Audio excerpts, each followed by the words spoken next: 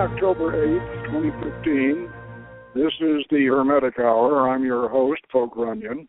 And tonight we present a discussion on the sphere of Tifaret, the sixth separat on the Tree of Life. Tifaret is called the sphere of beauty and is the center of the tree, just as the sun is the center of the solar system. Tifaret is the hub from which all the other paths radiate, and it is the downward reflection of light from Kether. Mythologically, it is the sphere of the dying gods, Osiris, Baal, and Jesus, and thus the point of mystic transformation and enlightenment. Raphael is the presiding archangel and is an agent of healing. Again, our texts will be Dion Fortune, Gareth Knight, and John Michael Greer. So join us for an hour of inspiration, and we'll get to the heart of old Adam Catman. And we have an exam question for you, which we will try to answer for you at the end of the hour. And that is, how many Kabbalists does it take to screw in a light bulb? And stay with us for the answer. And if I forget, then you can remind me to give it to you next week. Now, what I would like to do first is to give you our write-up on Tifaret in Hermetic Yoga, Beyond the Middle Pillar, and we have, of course, the mandala for Tifaret. And then we have the icon. Now, our mandala for Tifaret does not use a Mogan David or a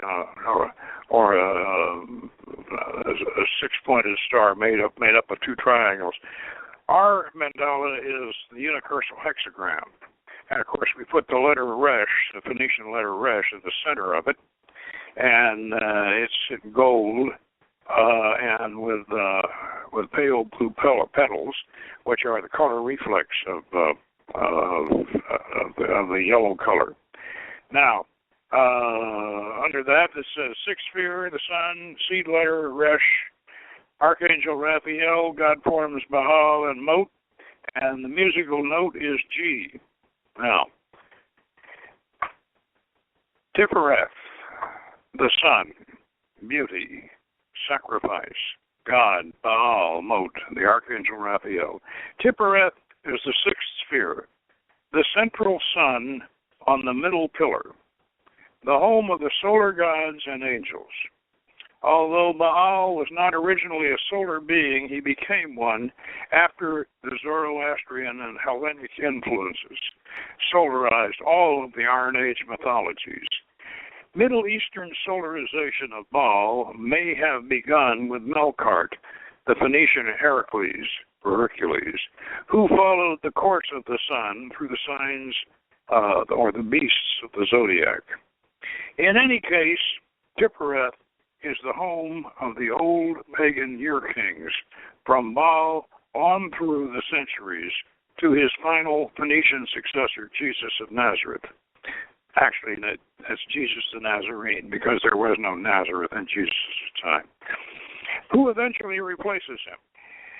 Jesus banishes Baal's brother Mot, the Grim Reaper, the god of death, and brings Astarte up from Netzach to sit beside him, represented by his consort and priestess Mary Magdalene in our Rosicrucian sixth degree.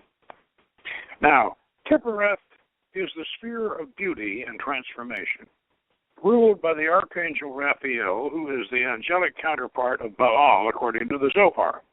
Raphael is the great healing angel and the ruler of the air element, which contains the life-giving and healing prana, that's oxygen, which we run through our arteries and veins when we breathe in and declare, "Through me flows a river of unlimited love." Now, let me make a couple comments on that. As I said, there was no Nazareth in Jesus' time. It wasn't. The city of Nazareth wasn't built until 200 years after he was crucified. so he was a Nazarene, and what that was an Elohist or Galilean Phoenician term for a holy man who had taken vows of chastity and certain other vows, and so the whole Nazarene movement actually stems from that. And as you recall, we had the expert on that subject, Karim El-Kousa, on the show sometime back, and we also had him as a guest at our seasonal ceremony this month. And there are a number of things about Jesus that he reveals, and also Jesus was born in Bethlehem of Galilee, not Bethlehem of Judea. But all of this relates also to the fact that there was an Elohist or an El-worshipping biblical religion and priesthood, if you will, practicing in Galilee, in Canaan, in Phoenicia, at the same time that the Judeans were practicing their form of Judaism down in Jerusalem, and Jesus was more oriented toward the Phoenician tradition, and the Phoenician tradition includes, of course, several books of the Bible, like like Isaiah, and also the Book of Enoch, which is apocryphal in some respects, but it actually is a Canaanite book. This is important to mention because the solarism that affects Tifereth and affects the symbolism of Tifereth is something that we have been doing a lot of research on, and also a great deal of philosophical meditating on. And when I said that it was influenced by Zoroastrianism, I'm not really sure I think that it may very well have started in ancient Egypt rather than and one of the reasons why I think so is just take a look at all the Persian version of Ahura Mazda and all the rest of these. They use Egyptian winged sun discs.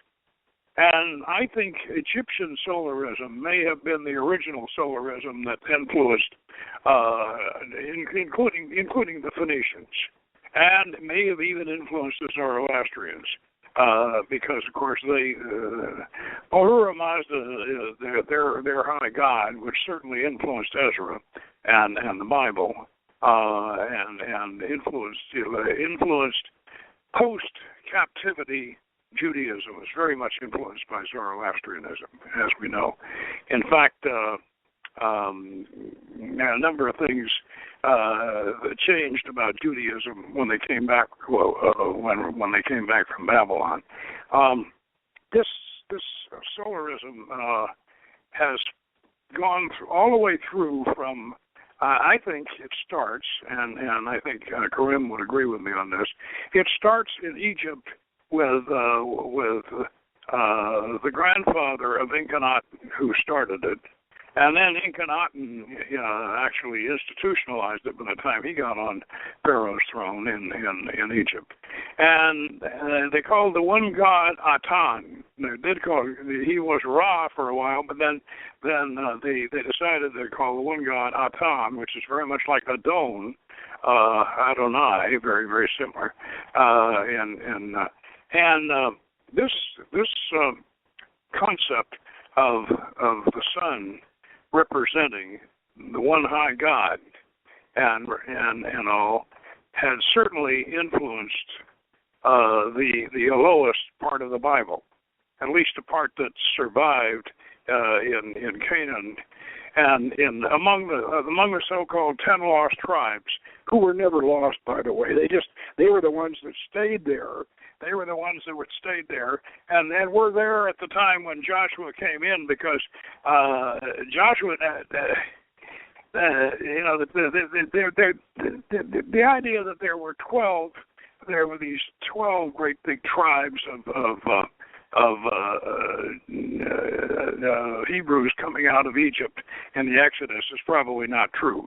What happened, at least the second time around when Ezra came in, is they tried almost by force, to a certain extent, to convince the Canaanites that already lived there that they were the 10 lost tribes, or they were the 10 of the original Judean tribes, and they never left. They never went to. They didn't go down to Egypt. They sailed down there, you know, and traded with the Egyptians, but they didn't.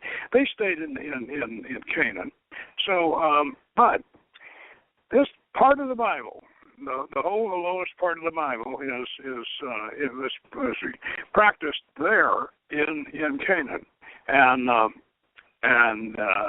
the Elohim were the gods under El. El presided.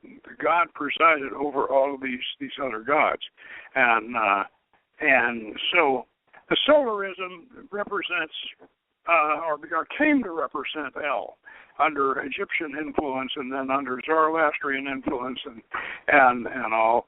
And that's very important to understand. And it's also important to understand about Tifereth, why it is the sphere of the dying gods, or the son of El, sons of El. Because in very ancient times, there was a tradition that goes way, way back. And if you study Fraser's Golden Bough, you'll get many examples of it, of the year king, the god who is king for the year, and he is slain at the end of the year, either by his own people, or by if he's a god figure, if it's a mythologized figure, he's slain by the god of death or whatever.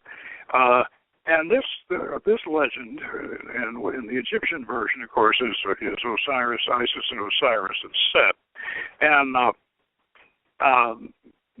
but this business of the dying God and being resurrected, he's always resurrected by a goddess, by the way. And that seems to be the way it goes. Either his wife, his mother, his consort, and he's resurrected. And there's a very important Gnostic document that rolled this all up, called the Nicene document. We've discussed this before, in which they trace all the way from Isis and Osiris, all the way up through Adonis and Tammuz, and of course Baal and Astarte. They trace it all the way up to Jesus, and he's the last of the dying gods. And this Nicene document has been part of our tradition in the OTA for many, many years. We learned this from Jessie Weston, the British anthropologist, her book From Ritual to Romance, which we've also discussed on the show before. So Tifereth is the sphere of the sun, and it is the sphere of the dying god. Let's mention at this point, Hercules, because Hercules, as you all know, Hercules has 12 labors that he does. And those 12 labors relate to, and you don't have to be a rocket scientist to realize this, those 12 labors relate to the signs of the zodiac and the creatures of the zodiac. In fact, they were originally Phoenician, and Hercules was originally Melkart, and he had a temple in Tyre.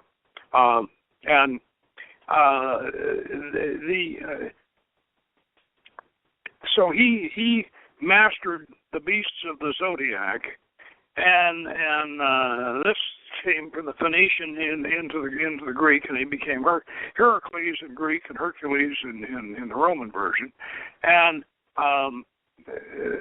he is a solar traveling deity. In other words, the sun travels through the zodiac, and Hercules travels with the sun. Now, and so Hercules represents man's journey through his various incarnations, and he has an incarnation in each of the 12 signs, and he starts off in Leo and goes all the way through. And in the ancient times, they considered Cancer was the gate of the gods. Capricorn. Oh, as you were. Capricorn was the gate of the gods, and Cancer was the gate of men. You came in when down from the heavens. You came in to the zodiac through Cancer, and then you went through the whole cycle. And when you died, you went out through Capricorn. And this was very much involved in the legend of Hercules.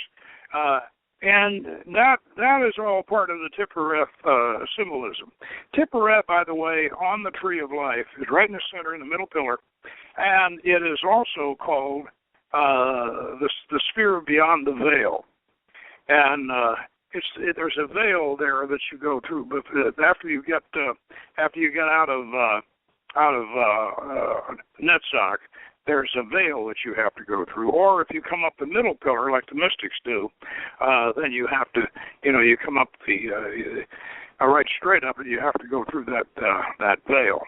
And it's the sanctuary beyond the veil, and it's considered where you finally come in contact with your higher self. Now, the Holy Guardian Angel operation is done in the sphere of Malkuth. However, it does have a relationship to the sphere of Tifaret. And Dion Fortune says, Kether is metaphysical, Yesod is psychic, and Tifaret is essentially mystical. Now, what she means by that, of course, is that it's the sphere of the mystics, and the middle pillar is the route of the mystics. A mystic will go straight up the middle pillar, and whereas an occultist will climb according to the path of the serpent, and touch all the paths going up, and go through all the spheres. And this, of course, is important to realize, because one of the things about Zen Buddhism, and I know somebody's going to disagree with me on this, but the Zen Buddhist, he is sort of a middle pillar type person, whereas the middle pillar beyond, without doing the other pillars, he sits and meditates and tries to rise up the middle pillar, taking the mystical path. And whereas the occultist is more like a tantric practitioner, he works all of the spheres of the tree going up, and yet at the same time, the Tibetans will tell you that the tantric path is the short way, as opposed to the Zen path being the long way. So maybe they have something there, that the more work you do, the easier it is. I'm going to get into to Gareth Knight here in his Kabbalistic guide, his practical guide to Kabbalistic symbolism, Volume 1, and read the characteristics of Tifaret. Magical image is a king, a child, a sacrificed god. The god name is Jehovah Elohim. The archangel is Raphael. Let me mention something about that. The Golden Dawn and Gareth Knight and Dion Fortune all assign Raphael to Tifaret. Raphael's the angel of the dawn, and the air element, and the healing angel. Whereas John Michael Greer goes along with Bill Gray and some other people and assigns Michael to Tifaret. Now, actually, both Michael and Raphael could be said to be at home in Tifereth. Because Michael is, the angel of fire and the angel of the south and the southern quadrant and the sacred lance and what have you.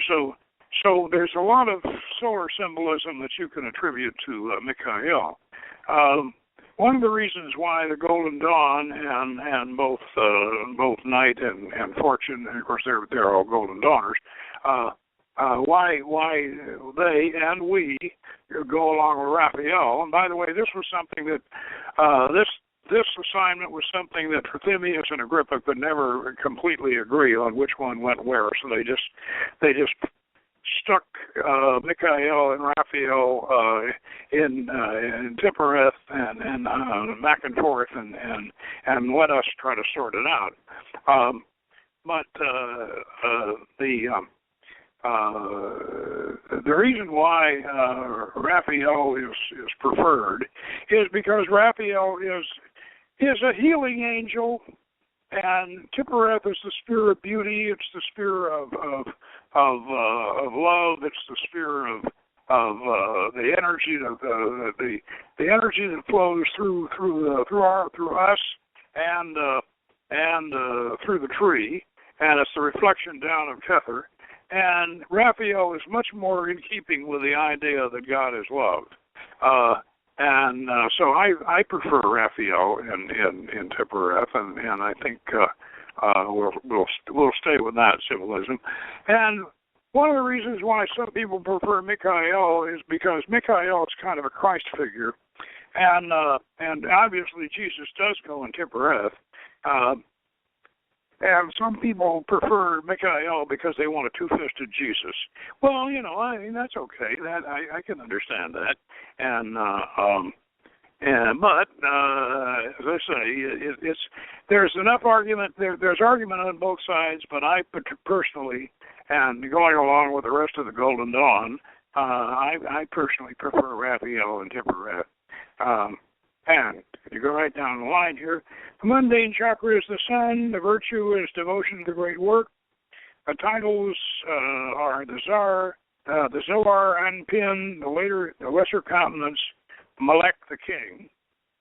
And the spiritual experience is the vision of the harmony of things and the mysteries of the crucifixion. And the absolute color is clear rose pink. The Briatic color is yellow.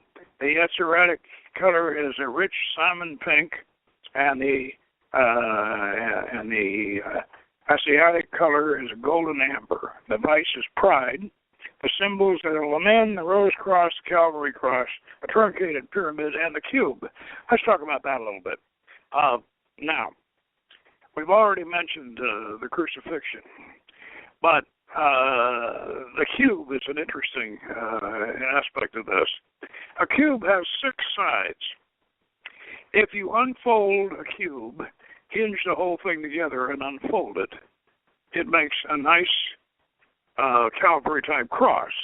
One square on the top, and then 3 squares across, and then 3 squares down, and it makes a very, very nice. It makes a very nice design that is rather effective. It's one of the badges of the Golden Dawn, of course. And the Lamen is the Rose Cross, and the Rose Cross, of course, is we use for making sigils and for describing. In our case, we have a rose cross design that includes all of the spheres of the tree of life and the psychic centers in an enneasphere pattern.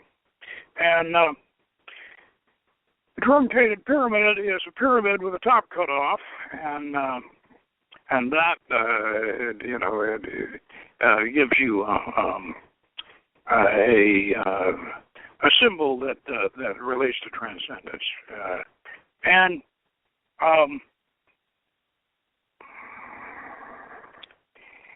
When I said that the absolute color was a clear rose pink, and the Briatic color was yellow.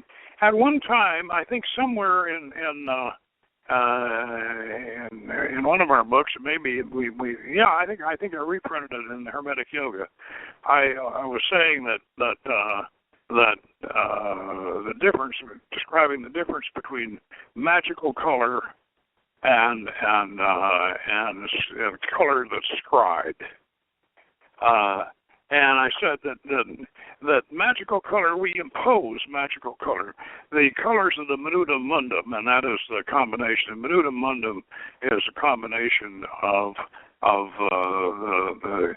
the king scale for the paths and the Bria and the queen scale for the spheres, and because the paths are active, the spheres are passive, and so the Minuta Mundum becomes a sort of a magical color formula. But these colors that we have are colors that we, as magicians, use to impose our design or our program, if you will, if you want to use a computer term, on the astral, and we will then they will in turn influence the etheric plane and the physical plane. But so I said at one point, I said, well, if somebody says, oh, well, good heavens, you have your heart chakra is you got it yellow and blue, and it should be pink. Well, actually, that was probably a mistake to use that analogy, because in the absolutic color is pink, is rose pink. And I said, well, yours pink and have it any color you want. And but the difference is we're using magical color as a programming device, not as something you scry. If you scry it, if you are psychic enough to scry the color, look at a person and see through them and see what color their chakra is, maybe it would be pink, and certainly if you're seeing the absolutic color, it certainly would be. This, by the way, this magical color thing has caused a lot of confusion in ceremonial magic, because mainly in the pentagram ritual, where the old school, without even thinking about it, tell you to do your lesser pentagrams in blue, in electric blue. Well, that's what they look like on the astral, but you don't do them that way, because when you impose them, you impose them in green, because they are earth pentagrams, and very, very hard to explain to people once they learn it that way, and trying to explain it to them to reprogram is difficult. Now, let me get to the what we might call the celestial theology or celestial symbolism behind all this. We referred to the tifaret as the sun, and as the sun, and then there's the sun behind the sun. Now, in one sense here, the Kabbalistic symbolism is, as I said, as tifaret is the reflection of Kether. Kether is the source of the light at the top of the tree. And it reflects downward in tifaret. Now, if we're going to take an analogy from the universe itself, I've got to fall back to something we mentioned before. There was a Russian philosophical physicist who came up with a very, very interesting concept, and that I personally find very satisfying. And have you ever wondered, and I'm sure he wondered, what keeps the sun going? I mean, if the sun is a great big thermonuclear furnace, why doesn't it just blow up? And what keeps that thing going? What keeps it burning? Who keeps shoveling the fuel into it? Well, this Russian theoretical philosophical physicist going by the latest interdimensional theories, he said, well, it's being fueled. The stars are being fueled from their counterparts in other dimensions. In other words, what he's suggesting is either there's a dimension that is one great big huge furnace and these stars are little points in where the energy is coming through from this other dimension, which is a dimension of fire, and so that's the fuel now, or it's. The idea behind this is that there is an interdimensional source of this energy that is in a sense a physics explanation for the sun beyond the sun. Now we're going to carry this a little further about the symbolism of the universe itself and relating to that. I want to read a little bit from Gareth Knight here.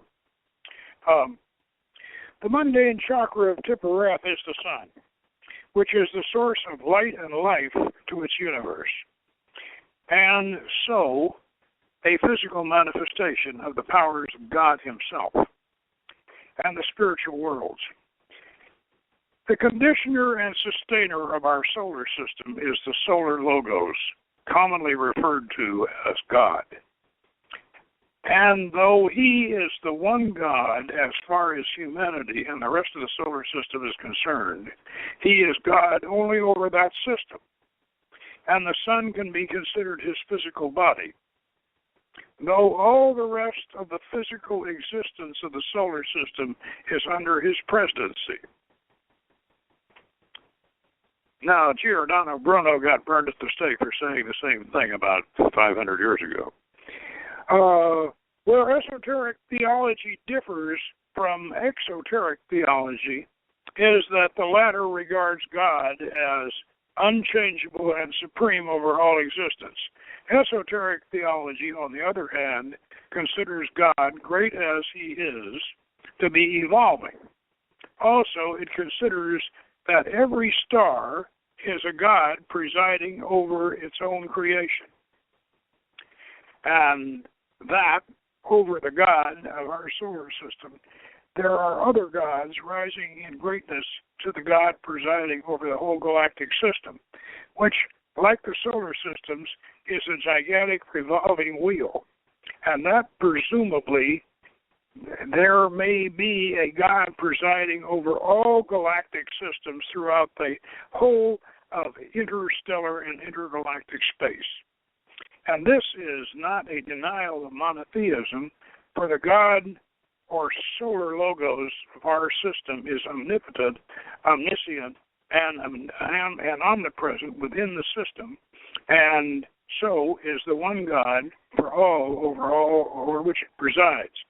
And all the extra influences, whether from Sirius, the Great Bear, the Pleiades, Andromeda, or the constellations of the zodiac, affect the solar system only through the mediation of the solar logos, not direct. Now,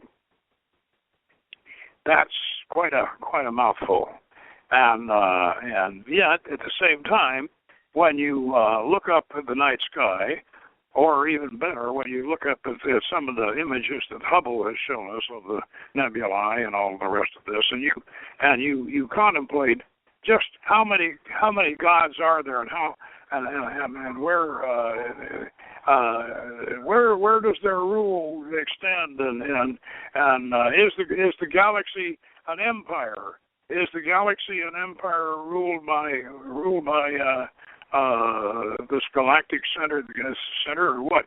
You know, you can really do a lot of very interesting speculating on this. And as I say, Giordano Bruno did get burned at the stake because he that was back when Copernicus was being contested by the Catholic Church, and Bruno and it said, yes, Copernicus is right.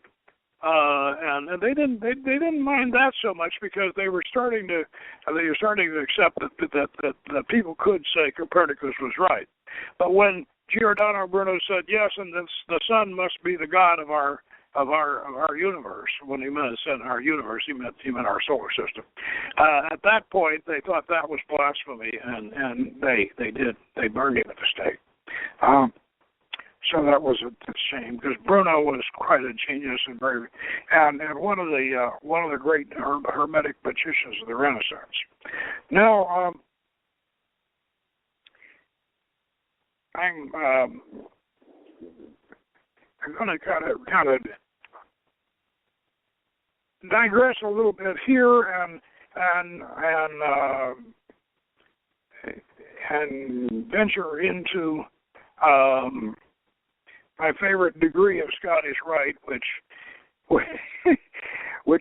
got butchered a little while ago, and because of the same kind of attitude that got Giordano Bruno burned at the stake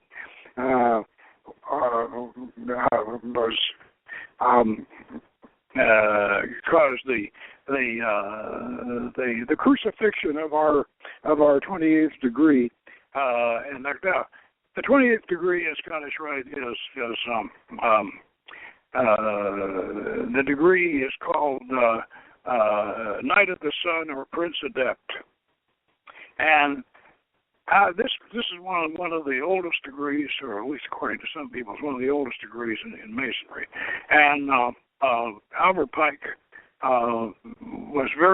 Pike, by the way, was very enamored of Zoroaster and Zoroastrian philosophy, and so he came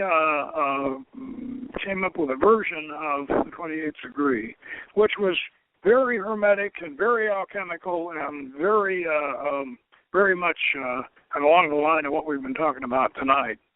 And however, it because it was pagan, if you will,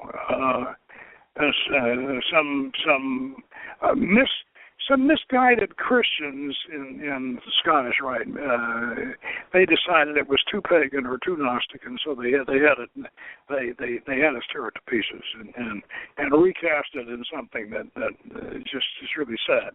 But fortunately, we can still there's a campaign going to restore it, and we can still do it by what we call exemplification. In other words, we can still perform the degree as it was originally done. We just can't call it official, but we can still do it. In fact, they even the Picophiles got together and even published an issue of the journal in which they suggested that people do that. Anyway, I want to read you my epitome of this 28th degree here.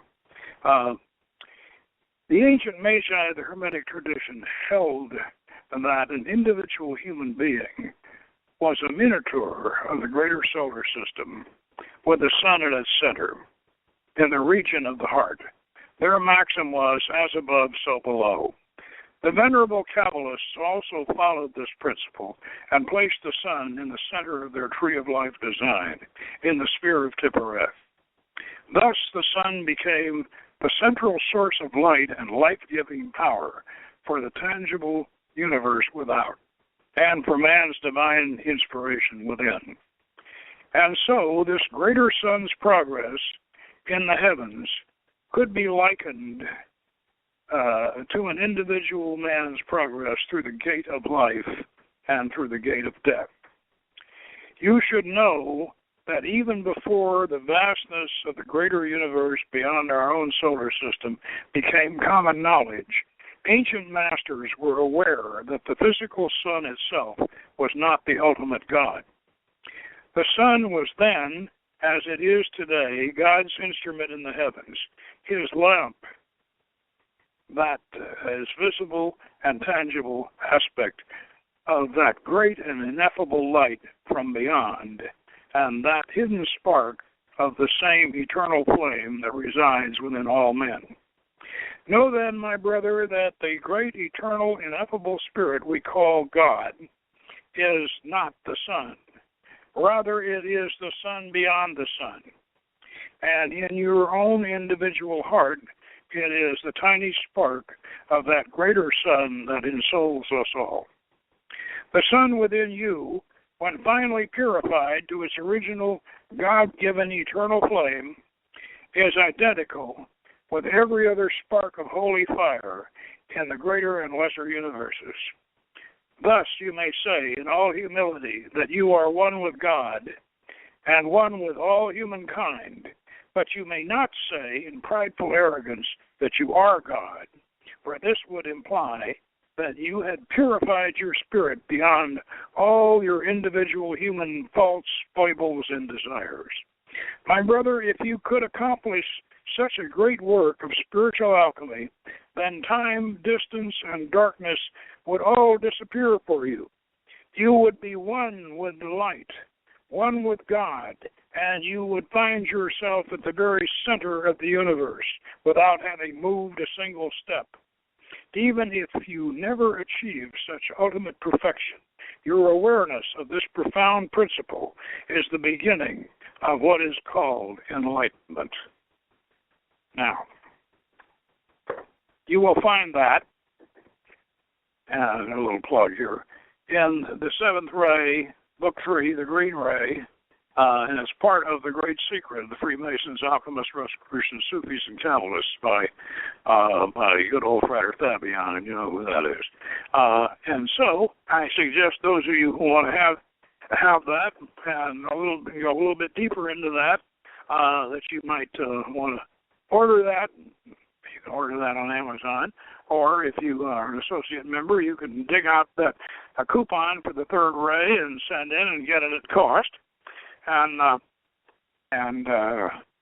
one of the things, of course, about tifaret that we have to mention is that it is the sphere of the dying God, and it is the sphere, of course, of Jesus, and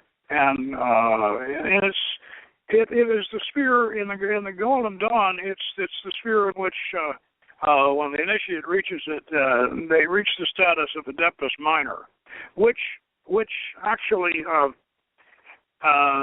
makes an Adeptus Minor is a magician who has certain powers, and I would like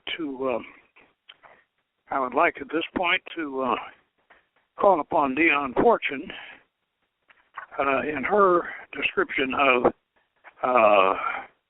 the whole process of the powers of the Adeptus Minor here.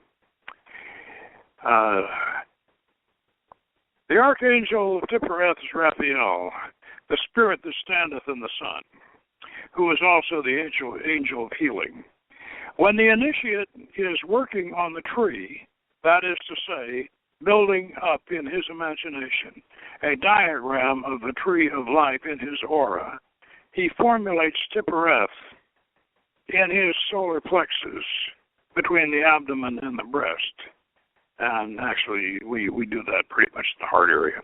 If he intends to work if he intends to work in the sphere of the sixth sephirah, and concentrates the power in this center, he will find that he himself has suddenly become a spirit standing in the sun, with the blazing photosphere all around him. Now, this is something we do in Hermetic Yoga in the temple. We expand the sphere within ourselves to encompass the entire magic circle in a globe. It is one thing to formulate a sephirah in one's aura, but it is quite another to find oneself inside the sephirah. This is one of the things that we certainly do in Hermetic Yoga. Although one can receive the influence of a sephirah by means of the former operation, and it is a good routine method for daily meditation, it is not until one has everted, as it were, turned clean inside out so that the position is reversed, and instead of the sphere being inside one is inside the sphere. That one can work with the power of a esfera. It is this experience which is the culmination of the initiation of a esfera. Now, this sort of thing you will experience in Hermetic Yoga, and those of you members who haven't set in for your Hermetic Yoga book, I would strongly recommend that you do so. The order of angels of Tifaret are the Malachim, or the kings. These are the spiritual principles of natural forces, and no one can control or even safely make contact with the elemental principles unless he holds the initiation of Tifaret, which is that of a minor adept. For he must have been accepted by the elemental kings. That is to say, he must have realized the ultimate spiritual nature of natural forces before he could handle them in their elemental form. In their subjective elemental form, they appear in the microcosm as powerful instincts of combat, of reproduction, of self-abasement, of self-aggrandizement, and all of those emotional factors known to the psychologist. It is obvious, therefore, that if we stir and stimulate these emotions in our natures, it must be in order that we may use them as servants of the higher self, directed by reason and spiritual principle. It is necessary, therefore, that when we operate the elemental forces, we do so through the kings, under the presidency of the archangel, and by the invocation of the holy name of God, appropriate to the sphere. Microcosmically, this means that the powerful elemental driving forces of our nature are correlated with the higher self instead of being disassociated into the klephotic underworld of the Freudian unconscious. And of course, we don't use a klephoth because we prefer Christian Tartarus. Elemental operations are not, of course, performed in the sphere of Tifaret, but it is essential that they should be controlled from the sphere of Tifaret if they are to remain white magic. If there is no such higher control, they will soon slide off into black magic. It is said that at the fall of the four lower Sephiroth, at the fall, the four lower Sephiroth became detached from Tifaret and assimilated to the Qliphoth. Here again, I don't agree with Dion Parson on Qliphoth. When the elemental forces became detached from their spiritual principles in our concepts, so that they became ends in themselves, even if no evil, but merely experimentation is intended, a fall takes place and degeneration soon follows. Now let's just make a little correction on this. This whole Qliphoth concept is a result of the attempt by the rabbis and of the Judean tradition of the Yahwehist version of the Bible to take the pagan gods, the Elohim, in other words, their own Elohim, and put them down in a garbage pit. And they, whereas when the Christians finally took over, when Hermetic Kabbalah is more under Christian influence, and in our case, we use a Tartarus where we have room for virtuous pagans, and you'll find that these ancient entities, the Elohim, so to speak, the pagan gods, are not consigned to the sump of the Qliphoth. I want to make that clear because that's something that has caused a lot of confusion, and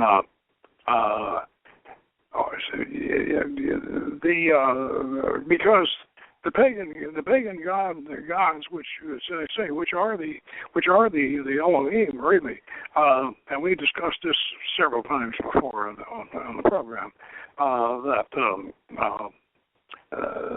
the ancient gods are still with us. They're still with us, and some of them translated into angels, but actually the Elohim are still very much with us, and they're very much with us in the Kabbalah, but they do not belong in a qliphoth.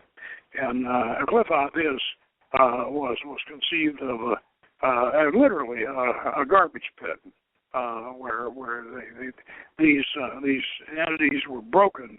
They were broken, and they were dumped as broken shells into this pit, and then they're given terrible titles, and so that concept is I don't think has any part in Hermetic or Rosicrucian Kabbalah.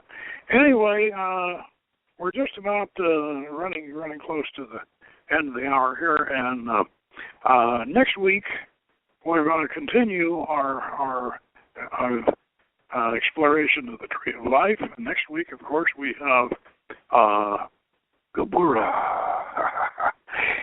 Number 5, the sphere of Mars, and home of the goddess Anath. And now, let me say this about that. There is no such thing in Hermetic magic. There is no such thing as black magic. Black magic is a term we don't use. There's red magic. That's we'll talk about that next week. And there's and black magic is a term that was applied back in the during the Faustian era of not late medieval, let's say late, when the Renaissance phased into the Baroque. There was a school of magic that came up in Central Europe, which we refer to as the Faustian school, and that's where the term black magic comes in. And interestingly enough, when Stan Lee and Steve Ditko started Dr. Strange back in the 70s, they called him the master of black magic. And for several issues of the Dr. Strange stories, they referred to him as master of black magic. Well, but at the same time, he's supposed to be helping humankind, and he's supposed to be fighting the forces of darkness. Apparently, enough people wrote into Steve and Ditko and Stan Lee and told him, "Hey, look here, he can't be a master of black magic and be fighting for fighting the good fight against the forces of Satan and all of that." So they kind of turned it around, and they made Dr. Strange the master of the mystic arts, and apparently they were corrected in that. So let's don't get into this black magic idea, and especially we need to stay away from. That's another reason to stay away from the qliphoth concept. There are people in the Gothic community that like to try to evoke stuff from the qliphoth. This is not a good idea. And in fact, we have a good friend who did that, and that's what he got. He went out and he thought his Goetic spirits were in the qliphoth, and boy, when they came up, they sure acted like it. So what you see is what you get, and what you want is what you get. So leave the qliphoth alone. And anyway, I will see you next week, and we'll venture to Gabura. And meanwhile, take care, be well, and good magic.